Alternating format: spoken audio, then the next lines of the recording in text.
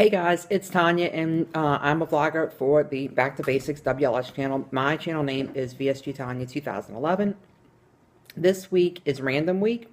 We're talking about self-love and self-compassion. I'll read through the questions real quick and then I'll address the topic. What do you give yourself permission to mess up on? Do you struggle with negative self-talk? Do you struggle with being good enough? If you do, how are you handling it? Are you winning the battle?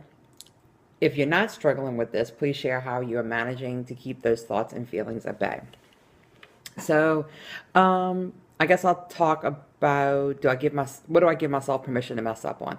I pretty much give myself permission to mess up on anything because guess what? None of us are perfect. We're all going to mess up on something at some point.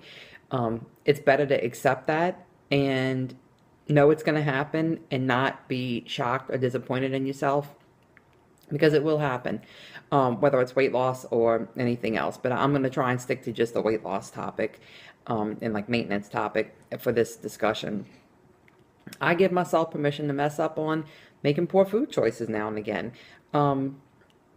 Everybody does it. You know, you cannot live this lifestyle perfectly 24/7, 365 days a year. That's just not possible.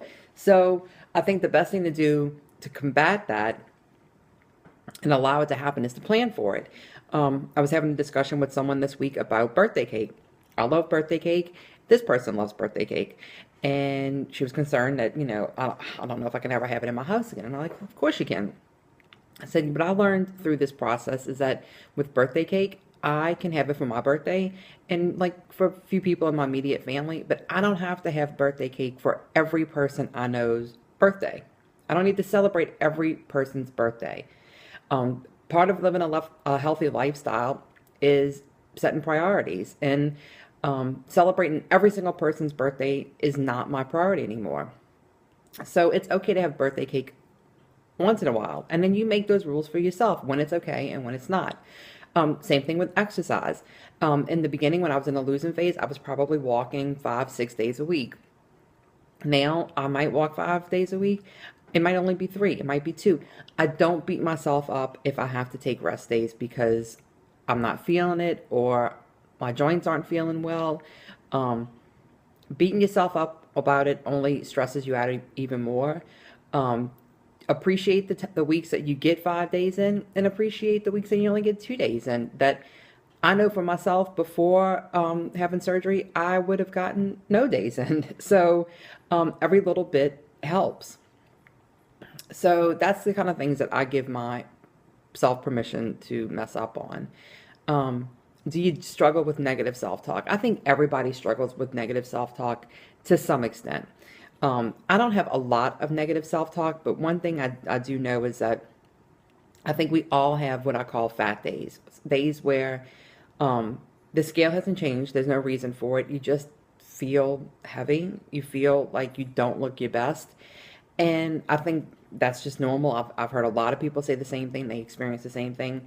And what I try and do is I try and practice positive self-talk when I have those not so great feeling days.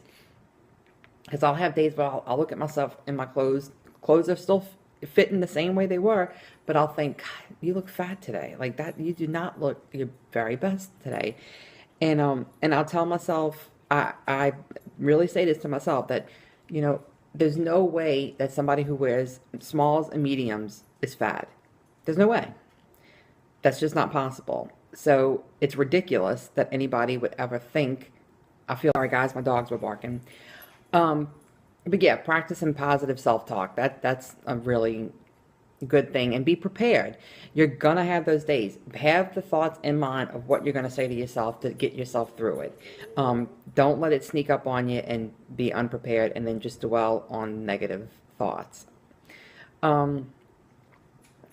So I would say I am winning the battle with the negative self-talk. Some days are harder than others, but I am winning it. The other thing I'd say too that I give myself permission on is certain foods that I eat. As long as I am staying on plan 80 to 90% of the time, I don't beat myself up if I have popcorn at a sporting event or at the movies. Or if I eat a few M&Ms with my husband when we're watching TV. As long as my weight is staying the same and I'm still feeling healthy, I don't worry about those things anymore. In the beginning, I was crazy strict with myself. Um, and like right now, the scale's up a little bit. I am needing to pull in the reins. But even with that, I'm not trying to be 100% perfect all the time. It's just not possible, and you will just disappoint yourself if you try and do that. So, I guess the takeaway is just practice positive self talk before you even get into a negative mindset. Have a plan ready to go, and then have a plan that you can accept for giving yourself permission for not exercising every single day or whatever your normal plan is, and being okay with eating off plan every once in a while, as long as it's in a controlled way and you're not binging or something like that. Um, that's my take on the topic this week. I will see you back here next week for the February topics, which are going to be really good. Bye, guys. Have a great week.